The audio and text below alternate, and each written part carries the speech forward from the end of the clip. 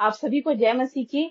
और मैं आप सबों का इस लाइव डिवोशन में आप सबको वेलकम करती हूँ। और शायद मैं गलत पेज पर कनेक्ट हो गई थी, तो मैं इस पेज पर अपने टाइम से कनेक्ट नहीं हो पाई। और आइए हम वचन में चलेंगे। और वचन में जाने से पहले हम एक छोटी सी प्रार्थना करेंगे, और उस प्रार्थना के बाद हम आगे वचन में चलेंगे। आइए हम प्रार्थना करेंगे। परमेश्वर पिता, धन्यवाद देते हैं आपकी सारी आशीषों के लिए, आपकी सारी बरकत के लिए धन्यवाद देते हैं पिता। आपने आज का दिन हमारे जीवन में दिया, इसके लिए हम आपको हृदय से धन्यवाद देते हैं। होने दीजिए पिता कि यहाँ पे जो कुछ भी प्रचार प्रसार किया जाता है पिता, उसे उस पर आपकी बरकत चाहते हैं, आपके पवित्र आत्मा की अगुवाई चाहते हैं पिता। और होने दीजिए पिता कि ये वचन और भी लोगों तक पहुंचने वाला हो सके, और लोगों के लिए आशीष का कारण होने वाला हो सके पिता। सारी बातों को आपके हाथों में सौंपते हैं, मांगते हैं इस विनती को आपके नाम से। सुनिए और दया से ग्रहण करिए, आमीन।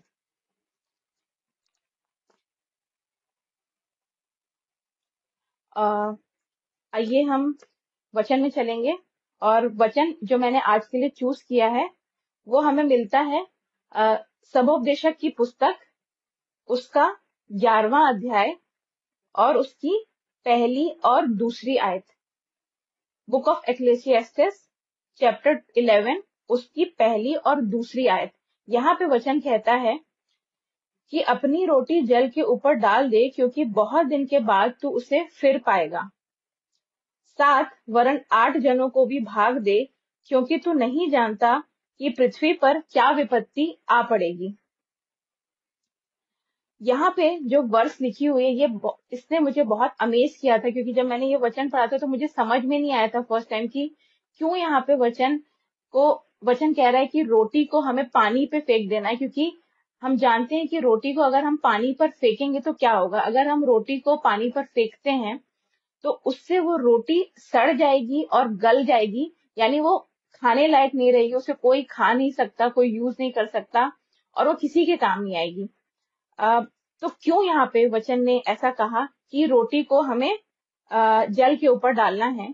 और फिर वचन दूसरे वर्ष में कहता है कि 7 वरन 8 जनों को भी भाग दे, क्योंकि तू नहीं जानता कि पृथ्वी पर क्या विपत्ति आ पड़ेगी। यहाँ पे वचन कहता है कि रोटी को हमें पानी के ऊपर डालना है। हम जानते हैं कि रोटी को अगर हम पानी में डालेंगे तो वो खराब हो जाएगी, खाने लायक नहीं रहेगी। तो यहाँ पे रोटी मेटाफर है और पानी भी एक मेटाफर है। मतलब रोटी और पानी, रोटी मतलब है गुड डीड्स या गुडनेस या अच्छाई करना, किसी की भलाई करना। और पानी मतलब है कि सीक्रेट रखना, छुपा कर रखना किसी चीज को, मतलब छुपा देना। तो इन शॉर्ट इस वर्स का मतलब है कि हिडन वर्क्स, मतलब आपके हिडन वर्क्स मतलब हिडन गुड डीड्स, जो आप अच्छे काम करते हैं, या साइलेंट एक्ट्स ऑफ सर्विस, मतलब ऐसे काम, ऐसे अच्छे काम, ऐसे भलाई के काम जो आप साइलेंटली करते हैं, किसी को बता के नहीं करते हैं। और उसी का यहाँ पे मेटाफर यूज किया गया है रोटी और जल से।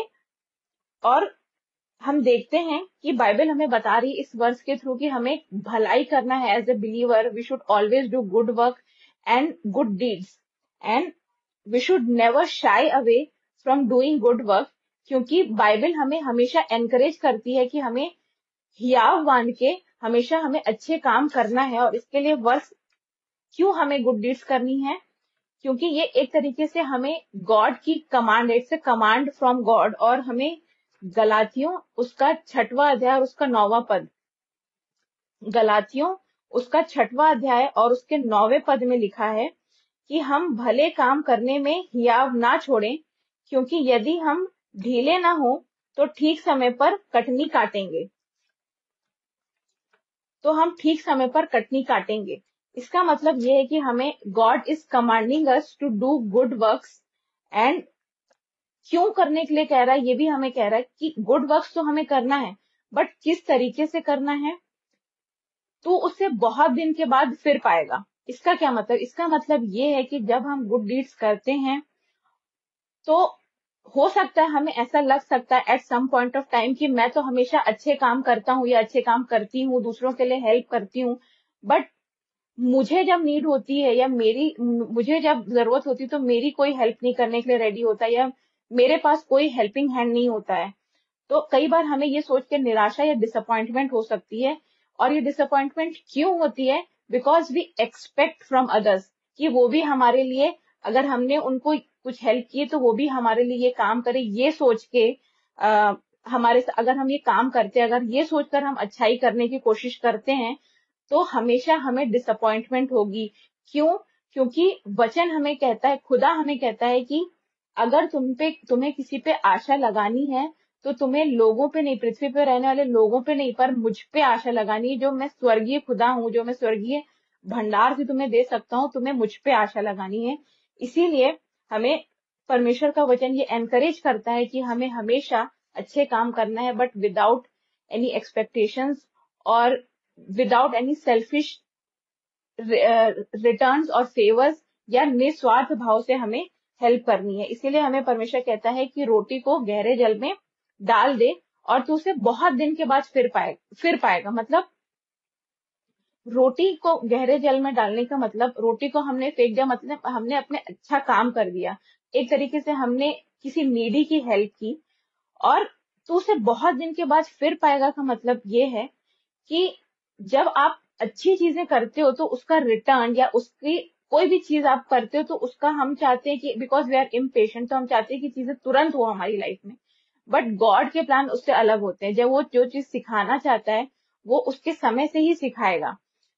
आप फर्ज करिए कि जब हम कोई भी बीज, कोई इंसान बोता है, या नॉर्मल एक पेड़ के या पौधे के बनने का प्रोसेस कैसा होता है, जब एक बीज बोया जाता है तो वो बीज बहुत सालों तक डोरमेंट स्टेज में रहता है। डोरमेंट स्टेज में रहता है मतलब वो जमीन के कई गुना अंदर, कई फीट अंदर रहता है, और वो दिखता नहीं है, इट्स हिडन। बट क्या इसका मतलब ये है कि वो वहां नहीं है, इट्स नॉन एग्जिस्टेंट? नहीं, वो बीज वहां है, और in its due time it will become, it will grow as a plant, और फिर वो प्लांट बन के वो पेड़ बनेगा और वो फल लाएगा। मतलब ये हमें देखते देखते नहीं होगा, हमारे आंखों के सामने नहीं होगा, लेकिन एक समय पर ये होगा, ये हम जानते हैं। बट जब हमारा विश्वास परमेश्वर के प्रति हमें ईमान लाना होता है, तो कई बार हम इस चीज में पीछे हट जाते हैं, या हम इस चीज में कच्चे पाए जाते हैं, क्योंकि हमारा विश्वास कमजोर होता है कि हम तो अच्छा काम करते हैं, हम तो दूसरों की भलाई करते हैं, बट हमारे साथ ये चीजें क्यों नहीं होती हैं? वो इसीलिए नहीं होती because we become impatient, and somewhere we lack faith in God. और इसीलिए यहाँ पे जो किंग सोलोमन है वो बहुत ही अच्छा मेटाफर देके समझाता है कि अपनी रोटी जल के ऊपर डाल दे तो तू बहुत दिन के बाद उसे फिर पाएगा। और यहाँ पे दूसरा जो हमें बात हमें यहाँ पे सीखने के लिए मिलती है कि हमें क्यों, मैंने आपको बताया कि हमें क्यों भलाई करनी है, क्योंकि ये it's a command from God. उसने कहा है कि हमें दूसरों की हेल्प करनी है और हियाव बांध के करनी है। दूसरी बात हमें इसलिए करनी है because we can do it, because it's in our nature. हम जब कोई व्यक्ति किसी की हेल्प करता है, या इन जनरल भी हम एक टर्म या एक सेंटेंस यूज करते हैं दैट इट्स, अरे वो तो ऐसा करता रहता है because it's in his nature. चाहे वो अच्छी चीज हो चाहे बुरी चीज हो, किसी भी चीज के लिए हम ये फ्रेज यूज करते हैं that it's in his nature. तो इसका क्या मतलब है? तो अगर हमारे लिए ये बाइबल हमें हम बिलीवर्स के लिए अगर लिखी गई है, तो इसका मतलब क्या है कि हम कौन है, हमारी पहचान क्या है मसीह में? हमारी पहचान, बाइबल बताती है कि परमेश्वर कहता है कि मैंने मनुष्य को अपनी स्वरूप और समानता में बनाया है। स्वरूप और समानता में बनाने का मतलब क्या? दोनों सेम सेम है बट डिफरेंट है। स्वरूप का मतलब होता है कि we are made in the image of God, मतलब हम उसके जैसे बनाए गए, उसके जैसे दिखते हैं फिजिकली। आउटर जो हमारा अपीयरेंस है वैसा, क्योंकि यीशु मसीह भी वैसे ही फॉर्म में थे जैसे अभी हम दिखते हैं। So that is the image, we are image of God. But समानता क्या है? समानता मतलब हम उसके जैसे होना है, हम अभी हम उसके जैसे हैं नहीं। लाइक क्राइस्ट, समानता मतलब क्राइस्ट लाइक। तो हम क्राइस्ट लाइक बन कैसे सकते हैं? जब हम उसके जैसे काम करें। यानी जो आत्मा के 9 फलों का डिस्क्रिप्शन दिया है गलातियों की पुस्तक में, वैसे जब वो पूरे के पूरे 9 फल हमारे जीवन में, डे टू डे लाइफ में रिफ्लेक्ट होने लग जाएंगे, जब तब हम परमेश्वर की इमेज में तो हम हैं, हम उसकी समानता में भी आ जाएंगे। और इसी चीज को दिखाने के लिए यीशु मसीह खुद पृथ्वी पर आए और उन्होंने हमें रह के दिखाया, जी कर दिखाया कि हमें कैसे जीना है। इसलिए वचन कहता है कि वचन देहधारी हुआ, मतलब ये वचन जो लिखे हैं वो हमारे सामने फिजिकल फॉर्म में आकर उन्होंने खुद डेमोन्स्ट्रेट किया। और हम देखते हैं कि हमें क्यों यहाँ पे बोला गया है कि रोटी को डाल के जल पे डाल के हमें भूल जाना है। मतलब हम एक अगेन हम एक डे टू डे लाइफ में एक और प्रोवर्ब सुनते हैं, हम Hindi proverb, that's not related to Bible, but हम हिंदी प्रोवर्ब सुनते हैं कि नेकी कर और दरिया में डाल। मतलब हमें अच्छी चीजें करनी है, भलाई करनी है और अ, दरिया में डालना है, मतलब हमें भूल जाना है। तो आप ये सोचिए, जब हम ये वर्ड्स पढ़ेंगे तो हमें समझ में आएगा कि जितने कोट्स और जितनी भी प्रोवर्ब्स जो हम हिंदी या नॉर्मली हम पढ़ते हैं और हमें लगता है कि नॉन बिब्लिकल है, but it's not non biblical, everything is inspired and encouraged from the word of God. और हम यहाँ पे यही देखते हैं कि उसी इसी वर्स को, कि तू रोटी अब जल के ऊपर डाल दे, इसी चीज को दूसरे वर्ड्स में लिखकर उसे फेमस किया गया है, but it's actually inspired from the word of God. But हम वचन नहीं पढ़ते, वचन को जानते नहीं, इसलिए हम ये चीज नहीं समझ पाते कि ये एक्चुअल में वर्ड से ही लिया गया है कि नेकी कर और दरिया में डाल। तो नेकी कर और दरिया दरिया में डालने का मतलब है कि तू भूल जा उस चीज को कि तूने कुछ किया है। और इसका मतलब हमें कुछ एक्सपेक्ट नहीं करना है from that person in return. और क्यों ऐसा, परमेश्वर पिता ऐसा क्यों कह रहे हैं कि हमें एक्सपेक्ट नहीं करना है इन रिटर्न?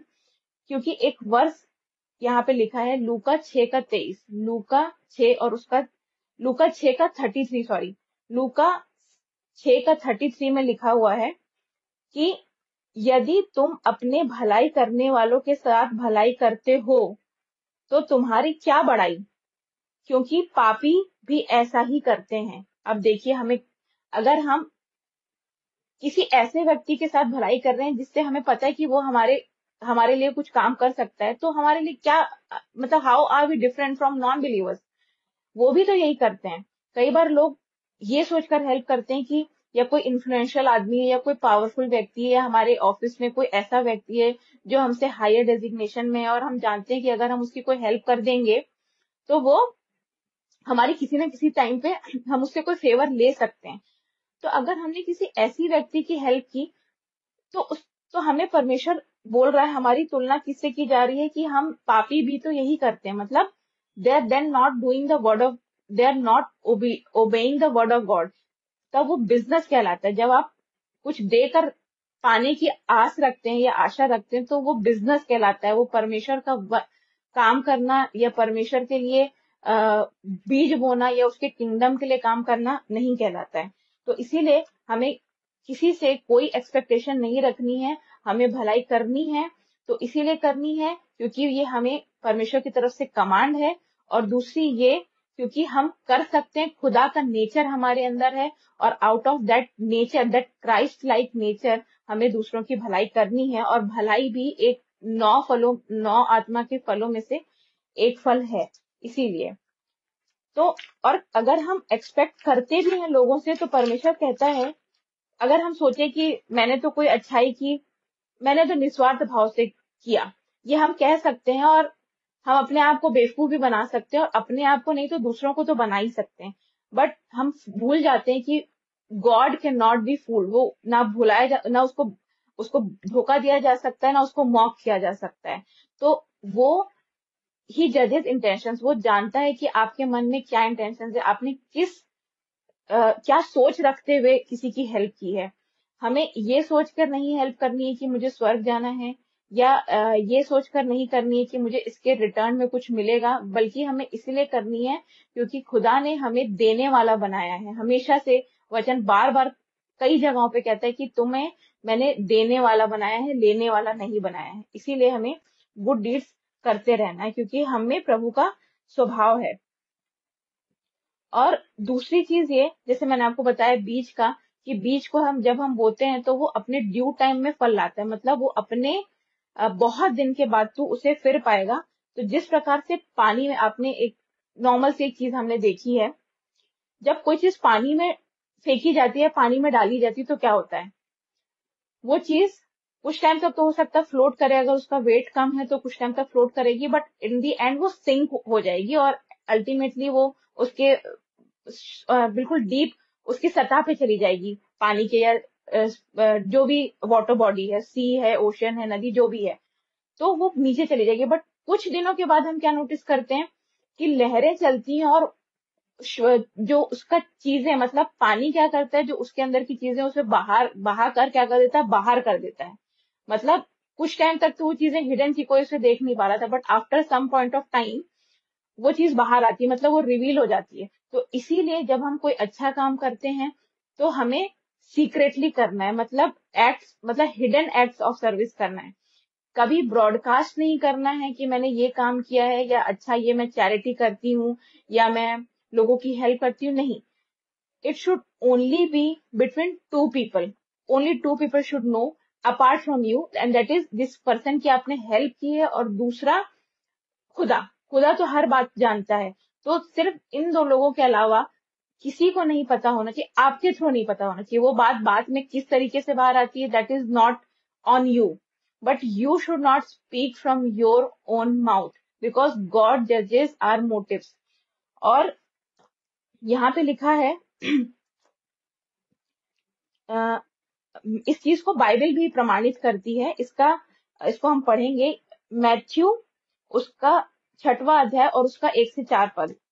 मत्ती 6 उसका 1 से 4 मैं आपके लिए पढ़ देती हूँ। यहाँ पे लिखा है, सावधान रहो, तुम मनुष्यों को दिखाने के लिए नहीं, अपने धर्म के काम ना करो, नहीं तो अपने स्वर्गीय पिता से कुछ भी फल ना पाओगे।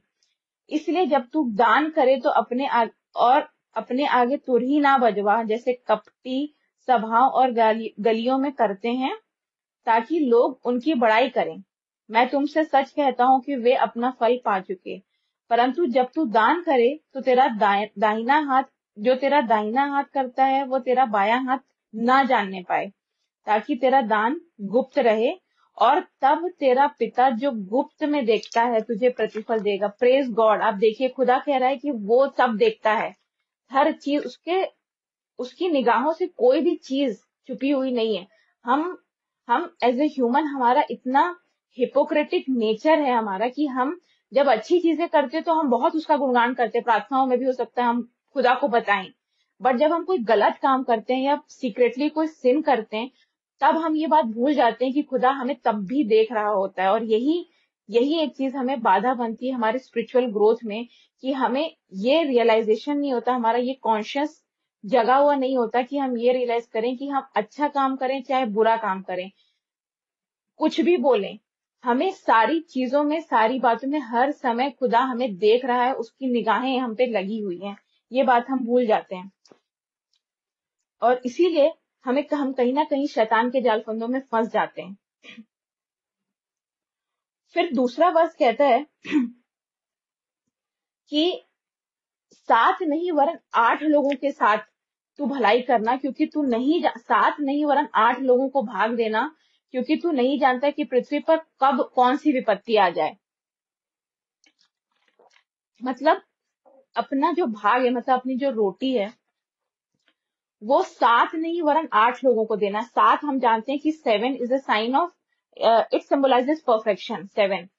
तो 7 नहीं 8 लोगों को, मतलब परफेक्ट से भी एक स्टेप हमें आगे जाने के लिए वचन बोल रहा है कि हमें, इसका मतलब ये है कि हमें गिनती के 7 लोगों को नहीं, इसका मतलब ये है कि हमें जितने हो सके उतने लोगों की हेल्प करनी है, और कभी भी अपने हाथ को रोकना नहीं है हेल्प करने के लिए, because again this is a command from God. और ये वर्ष हमें मिलता है प्रोवर्ब्स उसका 3:27 में। नीति वचन 3:27 कहता है, जिनका भला करना चाहिए, यदि तुझ में शक्ति रहे तो उनका भला करने से न रुकना। देखिए, आपको वचन एक कमांड दे रहा है कि अगर हमें शक्ति है, मतलब if we are capable by any means, physically और फाइनेंशियली, कैसी भी तरीके से, अगर या हम किसी को काउंसलिंग भी कर सकते हैं, that is also a type of help. तो अगर हमें शक्ति है, इफ वी आर केपेबल, तो हमें कभी भी भलाई करने से रुकना नहीं है। और कहीं पे एक वर्स लिखिए जहाँ पे वचन बताता है कि हमें नीडी लोगों की हेल्प करना है। नीडी में नीडी में आते हैं, ऑर्फन्स हो गए या जो विडोज होती हैं, उन सब की हेल्प करना है, क्योंकि ऐसे लोगों की हेल्प करने के लिए हमें खुदा बोलता है, प्रेरित करता है हमें वचन। तो हमें हमेशा ऐसे लोगों की हेल्प करनी है। इसीलिए and as many as possible, गिनना नहीं है कि मैंने इतने लोगों को कर दिया तो बस अब खत्म, नहीं। क्यों ऐसा करना है हमें? क्योंकि जब यीशु मसीह चंगा करते थे तो वो कभी गिनते नहीं थे कि मैं कितने लोगों को चंगा कर चुका, नहीं। क्योंकि हम जब गिनते हैं ना, तो हम आउट ऑफ प्राइड गिन रहे हैं। वो हमारे अंदर कहीं ना कहीं घमंड आ रहा है कि ओ मैंने इतने लोगों को दिया, मैंने यहाँ यहाँ डोनेशन दिया, मैंने इतना इतना डोनेशन दिया, ये किया। तो ये हमारे अंदर कहीं ना कहीं घमंड की प्रवृत्ति दिखाती है, रिफ्लेक्ट करती है कि हमारे अंदर घमंड है, और इसीलिए हम उसे फिगर्स में और अमाउंट में, क्वांटिटी में हम उसे तौल रहे हैं। इसीलिए हमें जितने ज्यादा लोगों की हेल्प हो सके करनी है, क्योंकि हमें नहीं पता कि पृथ्वी पे कब कौन सी विपत्ति आ जाए। इसका मतलब कब कौन सी किस वक्त कहां पर आपको किसी चीज की जरूरत पड़ जाए, ये आपको नहीं पता है।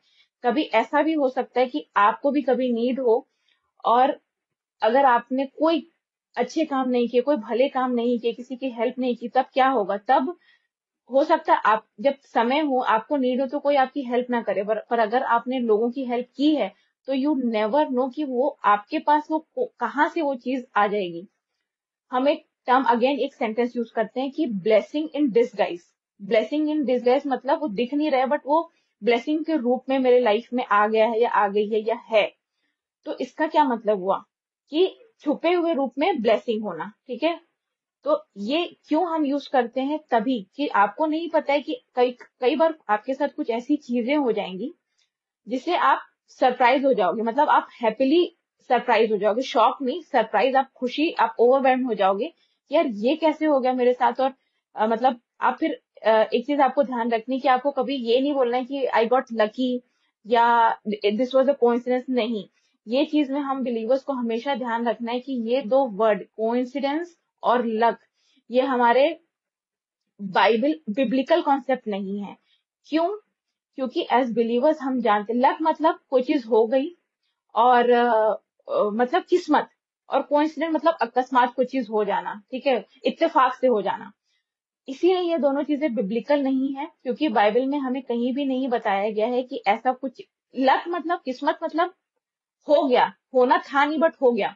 बट बाइबल हमें बताती है कि God has planned everything for our life, मतलब उसने हमारे पैदा होने से पहले हम पर अपना चित्त लगा, गर्भ में आने से पहले उसने हमें पैदा, तो आप थोड़ी, गर्भ में आने से पहले ही उसने हम पर अपना चित्त लगाया है, और हमारे लिए उसके प्लान्स हमारी हानि के लिए नहीं बल्कि हमारी भलाई के लिए। So he knows everything, he has planned everything. हम कब सांस लें कब नहीं लें ये वो डिसाइड करता है। तो हम ये कभी ना बोलें कि ये मात्र एक कोइंसिडेंस है या एक लक है। ये हो सकता है खुदा के आपके अच्छे कामों का रिवॉर्ड हो जो आप भूल चुके हैं। आप देखिए ये वर्ड कैसे इट्स कमिंग टू लाइफ। हो सकता है कि आपने कभी ऐसा कुछ किसी के साथ जाने अनजाने में हेल्प कर दी हो जो आपकी नजर में हेल्प थी भी नहीं, पर वो it has come back to you as a reward, as a blessing. क्योंकि we know that God works in mysterious ways. तो गॉड के मिस्टीरियस वेज क्या होते हैं? यही होते हैं जो मिराकल बोलते हैं। आप मिराकल वर्ड यूज कर सकते हैं, तो ये मिराकल यही होते हैं जो हम समझ नहीं पाते कि ये हुआ कैसे, बट खुदा हमारे साथ करता है। और इसी पॉइंट पे मैं आपको अपनी एक छोटी सी टेस्टमनी देना चाहती हूँ, जो अ, जो मुझे टेस्टमनी लगी नहीं थी, बट जब मैंने ये वचन पढ़ा तो मुझे तुरंत खुदा ने बोला कि ये तुम्हारे साथ हुआ, ये वचन तुम्हारे साथ हो गया है, तो तुम्हें इस चीज की गवाही देनी। Even though it's a very small thing, but a testimony is a testimony. कुछ इसी वीक, कुछ दिनों पहले, on Sunday 23rd of June, ये इंसिडेंट हुआ। तो इसके लिए मुझे आपको थोड़ी सी बैक स्टोरी बतानी पड़ेगी। कुछ ऐसा हुआ कि मेरा जो पुराना वर्क प्लेस था, मेरा जो प्रीवियस एम्प्लॉयर था, वो वहां से जब मैं छोड़ रही थी तो मुझे रिलीविंग लेटर देने में उनने बहुत ज्यादा मुझे मतलब प्रॉब्लम्स क्रिएट की थी। और ये हम जानते हैं कि ये आजकल कॉर्पोरेट में और प्राइवेट जॉब्स में बहुत कॉमन है कि लोग अपने एम्प्लॉयज को इजिली रिलीव नहीं करते हैं और थोड़ा परेशान करते हैं। तो ताकि वो वहीं रहे, और वो मुझे बार बार इंसिस्ट कर रहे थे कि तुम मत छोड़ कर जाओ, तुम यहीं रहो। But I had made up my mind कि मुझे वहां पे ग्रोथ नहीं थी, तो मैं निकलना चाहती थी वहां से। But they were not ready to give me relieving. बहुत मेहनत करने के बाद, बहुत इंसिस्ट करने के बाद उन्होंने मुझे लेटर तो दिया, रिलीविंग लेटर तो दिया मुझे। बट जैसे मैं एक मैं जिस प्रोफेशन में हूँ, मैं डेंटिस्ट हूँ और मैं टीचिंग प्रोफेशन में भी हूँ, तो हमारे में रिलीविंग जो हार्ड कॉपी है उसके साथ साथ हमें हमारा एक पोर्टल होता है, ऑनलाइन पोर्टल, उसमें भी हमें एंट्री करनी होती है, अपग्रेड करना होता है। तो उन्होंने मुझे पेपर तो दे दिया, बट उन्होंने मुझे ऑनलाइन पोर्टल में मेरी एंट्री नहीं की या मुझे अपग्रेड नहीं किया, वहां पे मुझे रिलीव नहीं किया। और अगर दोनों जगह से रिलीविंग नहीं होगी तो अपग्रेडेशन नहीं माना जाएगा। अपग्रेडेशन इन द सेंस कि आपका एक्सपीरियंस काउंट नहीं होगा, आप एक्सपीरियंस सॉरी, आप प्रमोशन के लिए एलिजिबल नहीं कंसिडर किए जाओगे, and there are an number of things. तो इस तरीके से था। हार्ड कॉपी लेकर मैं अपने न्यू वर्क प्लेस पे आ गई और मैंने ज्वाइन कर लिया, क्योंकि hard copy was enough to join. But at some point of time मुझे वो ऑनलाइन पोर्टल पे भी अपडेट चाहिए था। मैं यहाँ आने के बाद बहुत टाइम तक फोन में कांटेक्ट करती रही, बहुत टाइम तक मैंने किया। इनिशियली तो लोगों ने फोन उठाया, हाँ हाँ हम कर देंगे करके उन्होंने मुझे आशा बंधाई, बट नहीं किया उन्होंने। फिर after some point of time phone उठाना भी बंद हो गया। मैं जिसको भी करती थी, जो बंदा ये देख रहा है या जो मेरे कलीग्स हैं, जो मेरे फ्रेंड्स वहां पे थे, सबको मैंने किसी ना किसी तरीके से कांटेक्ट किया, but nobody was able to help. जो हेल्प कर सकते थे उन्होंने फोन नहीं उठाया, और जो फोन उठा रहे थे उनके एरिया से, मतलब उनके उनके हाथ में नहीं थी ये चीजें करना। तो आई वॉज क्रैम्ड इन अ वे। और ऐसे करके बहुत महीने बीत गए, और मेरे यहाँ से भी, जो मैं जहाँ पे करेंटली ज्वाइंट हूँ, वहां से भी मुझे कंटिन्यूसली पूछ रहे थे कि मैम आपको वहां से रिलीव नहीं किया है, हम यहाँ पे अपग्रेड नहीं कर पा रहे हैं आपका, और थोड़ी सी प्रॉब्लम हो रही थी। फिर मैंने बहुत बहुत ज्यादा कोशिश की, और फिर वो चीज नहीं हुई, क्योंकि मैं वापस वहां जा नहीं सकती हूँ अपने फिजिकली वो काम कराने। तो आई गॉट क्रैम्ड, और फिर मुझे, मतलब आई बिकम होपलेस, मतलब I felt no hope at that time कि अब मैं कैसे करूंगी। There was no one to help me, कुछ हेल्प कहीं से आ नहीं रही, और मैं एक तरीके से डिसहार्टेंड हो गई। फिर कुछ टाइम के बाद मैं उस चीज, वो मेरे दिमाग से ये बात निकल गई, because I got busy in other work. तो इस बात को मैं 4-5 महीने तक मेरे बात से ये बात निकल गई। और अचानक अभी 23 जून को ही मुझे एक कॉल आया आफ्टरनून में, और वो एक बंदे का फोन था। उसने बोला कि मैम आपने यहाँ पे रिलीविंग के लिए अप्लाई किया था, तो आपका हुआ नहीं है। मैंने बोला हाँ मुझे पता। एंड वो जो बंदा था जिसने फोन किया था, वो भी वहां काम करता था, वो ऑफिस में काम करता था, और वही ये पोर्टल वाली चीजें हैंडल करता था। और मैं जब वहां थी उससे पहले, उसने काफी टाइम पहले वो जॉब छोड़ दी थी। तो ही वॉज नॉट देयर, और उसको ये भी नहीं पता था कि मैं भी वहां पे काम नहीं कर रही हूँ। बट आई न्यू कि वो वहां पे अब काम नहीं करता। तो उसने पूछा कि क्यों आपका काम अभी तक नहीं हुआ, और इस बात को 1 साल हो चुका, मैं आपको बता दूं। जून जुलाई के अराउंड की बात है, और मुझे 23 जून को कॉल आया है। तो उसने बोला कि मैम आपका काम पेंडिंग है, इन लोगों ने नहीं किया है। मैंने बोला मुझे मालूम है नहीं किया है, बट आप वहां पे कैसे, क्योंकि आपने भी ये काम, मतलब आपने दूसरी जॉब ज्वाइन कर ली थी। तो उसने कहा कि मुझे कुछ इंस्पेक्शन और ऑडिट का काम है, तो मुझे 2 दिन के लिए इन्होंने पार्ट टाइम बुलाया हुआ है। And when he open that portal, तब उसको तुरंत मेरा सबसे, क्योंकि मैंने बार बार रिक्वेस्ट भेजी हुई थी, तो वहां पे रिक्वेस्ट दिखी उन्हें कि मतलब ये मैम का है और इन्होंने रिलीविंग दिया नहीं है, क्योंकि वो परेशान करते हैं लोगों को। ये जनरली होता है कॉर्पोरेट में। तो उनने देखा और उनने बोला कि मैम मैं आपका काम कर दूंगा, आप परेशान मत हो। उसने कुछ डॉक्यूमेंट्स मांगे, and he did my work and send me the screenshot. I was very thankful to him. और उसके बाद मैं, I thank to God also, but मैं भूल गई उस बात को। बट 2 दिन बाद जब मैंने ये वचन पढ़ा, तब मुझे अगुवाई मिली पवित्र आत्मा के तरफ से कि यही काम तुम्हारे साथ हुआ है। अपनी रोटी जल में डाल दो, और उससे तुम बहुत दिनों के बाद फिर से पाओगे। तो ये चीज मेरे साथ हुई। और इसीलिए नहीं, क्योंकि मैंने उस जो ऑफिस का जो लड़का था उसके साथ कोई हेल्प की थी, नहीं, मैंने उसकी कभी कोई हेल्प नहीं की। Even though he was a very nice guy, very down to earth, और मैं भी अच्छे से टर्म्स थे हमारे, बट मैंने कभी उसकी ऐसी कोई हेल्प नहीं की जो मुझे याद आए। बट शायद मैंने कभी किसी की हेल्प की हो, कभी, I don't remember. I can not point my finger कि मैंने किसके साथ क्या हेल्प की, लेकिन it came back to me. इसीलिए यहाँ पे वचन जो कहता है कि 7 नहीं वरन 8 लोगों को अपना भाग देना। और आप नहीं समझ सकते कि कैसे अनसर्टेनिटीज में भी गॉड काम करता है, और आप भूल चुके होगे, but it will come back to you. Because आपने उससे नहीं आशा की, आपने गॉड ने आपका मन देखा, उसने आपके इंटेंशन देखे और उसने आपके लिए उसी हिसाब से आपको रिवॉर्ड दिया। और ये मेरे साथ हुआ, और इस गवाही के लिए मैं धन्यवाद देती हूँ। और मेरा काम आज के डेट में हो गया है, और जो भी बाधाएं थी वो सब रिजॉल्व हो गई हैं। और इसीलिए यहाँ पे ये वचन कहता है कि हमें सबकी हेल्प करनी है। It could be as small as talking to someone with humility. मतलब मैंने आपको बताया कि परमेश्वर कहता है कि अगर तुम किसी ऐसे इंसान की हेल्प करो जिससे तुम हेल्प एक्सपेक्ट करो, तो तुम किसी पापी से कम नहीं हो। तो हमें हमेशा ऐसे लोगों की, अगर आप किसी ऑफिस में हो, किसी भी, हर कोई किसी न किसी वर्क प्लेस पे है, अगर आप अपने से छोटे ऐसे इंसान जो आपसे डेजिग्नेशन में बहुत कम है, अगर आप उससे दो शब्द अच्छे से भी बात कर लोगे ना, तो ये उसके नजर में, मतलब आप भलाई कर रहे हो। आप बिलीव नहीं करोगे ये होता है, क्योंकि लोग आजकल अच्छे से बात करना तक लोग नहीं कर पाते, ह्यूमिलिटी से बात करना, जस्ट बिकॉज कि आप डॉक्टर हो और वो अटेंडर है। नहीं, आपको अच्छे से बात करना, बिकॉज यू डोंट नो कि सिर्फ उसी का रिवॉर्ड आपको परमेश्वर पिता दे रहे हो। और यही चीज हम यीशु मसीह के साथ भी देखते हैं। जब वो यीशु मसीह जब यहाँ पे थे, 3.5 साल की उनकी मिनिस्ट्री थी, और उस 3.5 साल में उन्होंने न जाने कितने लोगों को चंगाई दी होगी, कितने लोगों को मुर्दों को जिलाया होगा। और ये सब करते हुए, मतलब ये सब उनके लिए गुड डीड्स थी, ये वो लोगों की भलाई कर रहे थे, वर्ड्स को कैसे जीना है वो ये सिखा रहे थे। और भलाई करते हुए भी उनके साथ क्या हो रहा था, उनके मुंह पे लोग थूक रहे थे, उनको मारा गया एक्सट्रीम में। और जब वो जीवित थे तो लोग उन्हें मॉक करते थे, उनका मजाक उड़ाते थे, उनको घात करने के लिए पूरे टाइम उनके पीछे रहते थे कि कब इसकी एक गलती हम पकड़े। और कौन, अन्य जाति नहीं, शास्त्री और फरीसी उसके पीछे घात लगा के रहते थे कि कब हम यीशु मसीह की कोई गलती पकड़े और उसको, उसकी नाम धराई कराएं और उसका ठट्ठा उड़ाएं और उसे पकड़वा दे। और एंड में वो इन सब चीजों में सफल भी हुए, but after a certain point of time.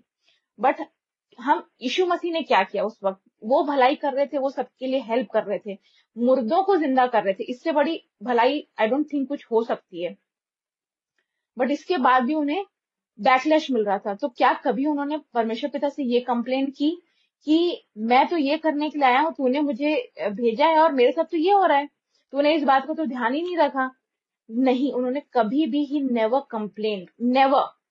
और he never counted also, and he never boasted also, because he knew that he is working on his God's command and he is obeying his words. उन्हें एक मकसद के तहत भेजा गया था, और वो उनका काम था वो करना, और बदले में कुछ भी एक्सपेक्ट नहीं करना। इसीलिए, क्योंकि इंसानों की कोई कुवत नहीं है कि उन्हें कुछ दे पाए, या इसीलिए हमारा परमेश्वर पिता भी हमें यही सिखाता है कि हमें इंसानों से नहीं एक्सपेक्ट करना, क्योंकि इंसान आपको सिर्फ आप पे फेवर कर सकते हैं, थोड़ा सा सिंपैथी कर सकते हैं, हो सकता है, बट खुदा जब करता है तो वो आपको रिवॉर्ड देता है, प्रतिफल देता है वो आपको।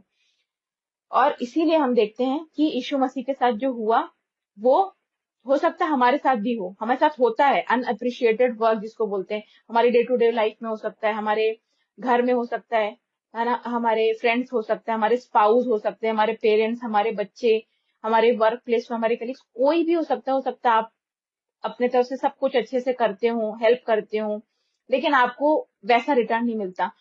कोई बात नहीं, मैं आपको आज यही बोलकर एनकरेज करना चाहती हूँ कि परमेश्वर क्या आपको वचन देता है, मैं आपको बताती हूँ। इसके लिए एक बहुत ही अच्छी वर्स लिखी है, कुलूसियों 3 उसका 23 और 24। कुलूसियों 3 उसका 23 और 24 कहता है, और जो कुछ तुम करते हो तन मन से करो, यह समझकर कि मनुष्यों के लिए नहीं परंतु प्रभु के लिए करते हो। Praise God. आप देखिए, परमेश्वर कह रहा है जो तुम करते हो वो कभी मत सोचना है कि तुम मनुष्यों के लिए कर रहे हो, तुम मेरे लिए कर रहे हो। और तुम्हारा स्वर्गीय पिता जो तुम्हें दे सकता है ना, वो इंसान कभी नहीं दे सकते, क्योंकि इंसान, मैं किसी को क्या दे सकती हूँ? पैसा, खाना, कपड़ा, लग्जरी, यही ना दे सकते हैं। यही, ये सारी चीजें क्या, ये सारी चीजें सांसारिक चीजें जो यहीं रह जाएंगी। बट जब हमारा खुदा देगा तो वो हमें आत्मिक चीजें देगा, इटर्नल चीजें देगा, दैट इज इटर्नल लाइफ। और इसी बात के लिए मैं आपको, एक तो जीसस का एग्जाम्पल हुआ, हम ऐसे एक लास्ट पॉइंट को लेके मैं एंड करूंगी कि जब हम किसी की हेल्प करते हैं तो हमेशा ऐसा नहीं होगा कि हमें, हमारे लिए चीजें, मतलब हम हमारे लिए सहूलियत होगी। मतलब जैसे अभी हम क्या कर रहे हैं, हम प्रवचन का प्रचार प्रसार कर रहे हैं, that is also a kind of goodness. लेकिन एसी में बैठकर, अपने घर के कंफर्ट में बैठकर वचन बोलना मोबाइल में अकेले, कोई बड़ी बात नहीं है। ऐसे भी लोग हैं परमेश्वर के दास, परमेश्वर के महान दास, जो ग्राउंड लेवल मिनिस्ट्री करते हैं। ग्राउंड लेवल मिनिस्ट्री मतलब लोगों के, जो एक्चुअल में डिसाइपल्स को करनी होती है बाइबल के अकॉर्डिंग, वो जगह जगह जाते हैं, लोगों से मिलते हैं। और कुछ लोग ऐसी जगह पे मिनिस्ट्री करते हैं जहाँ पे वो जो डेंजर एरियाज है, जहाँ पे रिस्क है, उनकी लाइफ का डेंजर है, उनको प्रोसिक्यूट किया जा सकता है, उनको घात किया, जैसे जैसे यीशु मसीह करते थे, कभी भी उन्हें घात किया जा सकता था, बट वो करते थे, वो जाते थे। और क्यों कर पाते थे वो? क्योंकि पवित्र आत्मा उनके साथ रहता था, पवित्र आत्मा का सामर्थ उनके साथ रहता था, गाइडेंस उनके साथ रहता था, इसीलिए वो कर पाते थे। तो अगर हम रिस्क नहीं लेंगे हमारे लाइफ में, तो हमें रिवॉर्ड भी नहीं मिलेगा। और हमारा जितना बड़ा रिस्क होगा हम अपनी लाइफ में लेंगे, उतना बड़ा रिवॉर्ड हमें परमेश्वर देता है। आप याद करिए, एक परमेश्वर के महान दास थे, 90s में आई थिंक ये इंसिडेंट हुआ था। ग्राहम स्टेन्स, जो कि एक ऑस्ट्रेलियन मिशनरी थे, उन्होंने, उनके बारे में आई होप सब जानते होंगे, और जो नहीं जानते प्लीज अभी जाकर, आज ही इस वचन के बाद जाके प्लीज गूगल में उनके बारे में पढ़िए कि वो क्या थे और उन्होंने क्या किया। तो जो ग्राहम स्टेन्स थे, अन ऑस्ट्रेलियन मिशनरी, उन्होंने, वो उड़ीसा में आकर वो सेवा देते थे अपनी, और वो अपने फैमिली से दूर रहते थे। उनकी फैमिली ऑन एंड ऑफ मिलने आती थी, बट हमेशा उनके साथ नहीं रहती थी, और वो अपनी मिनिस्ट्री करते थे उड़ीसा के एक बहुत ही छोटे एरिया में, बहुत ही बैकवर्ड एरिया में। और उस एरिया में हमेशा विरोध और सताव होता रहता था, और लोग उनके पीछे पड़े रहते थे। और एंड में क्या हुआ उनके साथ? उनको उनके दो बच्चों के साथ, यंग सन थे उनके, एक 9 और एक 12 साल का शायद, और उन दोनों के साथ, मतलब ग्राहम स्टेन्स और उनके दोनों बेटों को गाड़ी में आग लगा दी जब वो सो रहे थे। मतलब दे वर बर्न्ट अलाइव। आप सोचिए, निर्दयता की हद जिसको बोल सकते हैं, वो उनके साथ की गई। हमारे मन में आ सकता है ये देखकर कि क्या हुआ, या लोग उनके उनके बारे में ये सोच सकते हैं, उनकी मजाक उड़ा सकते हैं कि आया था यीशु मसीह का प्रचार करने, लेकिन क्या हुआ? आखिर तो मर ही गया ना, अपनी जान तो उसने गंवाई दी। और हम भी इस चीज को देख कर डिस्करेज हो सकते हैं कि लाइफ इंपॉर्टेंट है। यस, लाइफ इज इंपॉर्टेंट, क्योंकि हम उतना ज्यादा हमारे पास टाइम है रिपेंट करने का और दूसरों की भी हेल्प करने का।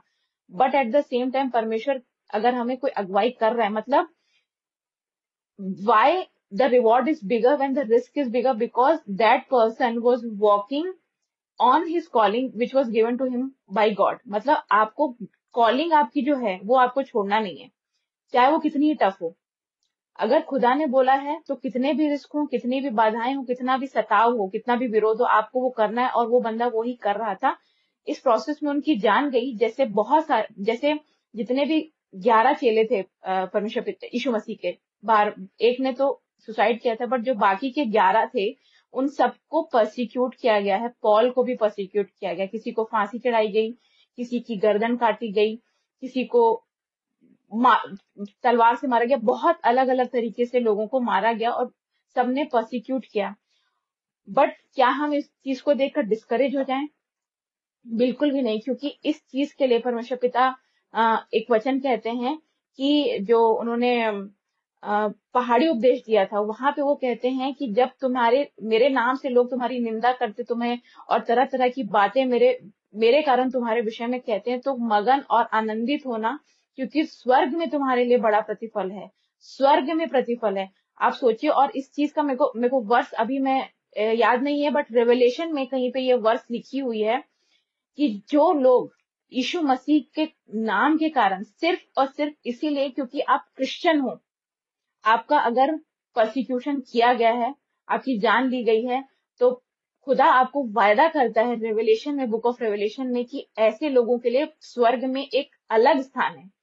जो बाकी लोगों का प्रोसिक्यूशन होगा, जो नॉर्मल बिलीवर्स लाइफ जीकर मरते हैं, उनके लिए भी एटर्नल लाइफ है। बट जो लोग सिर्फ खुदा के नाम के कारण प्रोसिक्यूट हुए हैं, उनके लिए एक अलग से जगह है, और ये बात रेवलेशन में लिखी है। और वो जगह है कहाँ पर, जो the the thrown of the most high, जो यीशु मसीह और पवित्र आत्मा और परमेश्वर का जो सिंहासन है, उसके जस्ट पास में एक वेदी है। और ये बाइबल में लिखी हुई बात है, ये कोई काल्पनिक बात नहीं है या कोई बनाई हुई बात नहीं है। ये बात बाइबल में लिखी हुई है, रेवलेशन में लिखी हुई है। और वहां पे लिखा है कि ऐसे लोगों के लिए परमेश्वर के सिंहासन के पास एक वेदी है, और वहां पे ऐसे लोग रहेंगे। और वो सारे लोग वाइट, मतलब they have dawned a white रोब, जो पवित्रता को दिखाता है। और वो लोग वहां पर रहकर, पर बिल्कुल पास रहकर परमेश्वर के उसकी उपासना और आराधना करेंगे।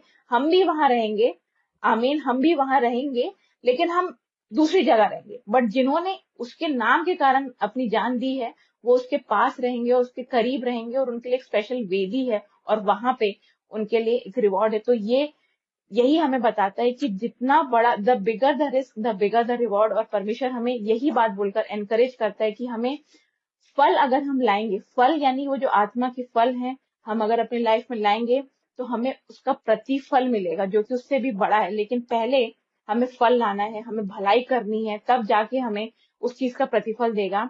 और लास्ट में मैं 4 बातें बोलकर एंड करूंगी, जो समराइज करने के लिए। भलाई करना मतलब it's like sowing a seed, मतलब एक बीज बोना। तो हमें 4 चीज याद रखनी है जब भी हम भलाई करते हैं। पहली ये कि we reap only what we sow, मतलब जो हम बोते हैं हम वही काटेंगे। अच्छाई बोई है, अच्छाई काटेंगे, बुराई बोई है, बुराई काटेंगे। दूसरी चीज, जिसने बोया है वही काटेगा। अगर मैंने बोया है तो मैं ही काटूंगी। ये कोई बैंक या बैंक का अकाउंट नहीं है कि हमने नॉमिनी डाल दिया, और अगर मेरे पेरेंट्स ने कोई काम किया है तो उनके बदले मैं सो करूंगी। नहीं, उनने किया है तो वही उस चीज को काटेंगे, कटनी काटेंगे। और अगर मैंने किया है तो उस चीज का रिवॉर्ड मुझे मिलेगा। इसमें किसी का कोई नॉमिनी वाला सिस्टम नहीं है। तीसरी चीज, जिस सीजन में, ये बहुत महत्वपूर्ण है, जिस सीजन में हम काटते, जब हम बोते हैं, वो सीजन काटने वाले सीजन से हमेशा डिफरेंट होगा। You never sow at one season and harvest at the same season, never. आप जिस सीजन में सो करोगे, आप उससे दूसरे सीजन में हार्वेस्ट करोगे। मतलब बहुत दिन के बाद तू उसे वापस पाएगा, का मतलब यही है कि चीजें तुरंत नहीं होंगी, समय लगेगा। तो हमें पेशेंट रहना है। लास्ट चीज, कि we reap more than we sow, मतलब हम जो बोया है हमने, हमेशा हमेशा हम उससे ज्यादा ही काटेंगे। और ये परमेश्वर हमें वायदा करता है। वो तोड़े वाला दृष्टांत याद करिए, आप एक दोगे तो वो आपको कितना बना के देता है। तो इसीलिए हम जितना सोएंगे, कभी उससे कम प्रतिफल हमें वो नहीं देगा, हमेशा वो ज्यादा देगा। क्योंकि खुदा कहता है कि वो किसी का कर्ज नहीं लेता।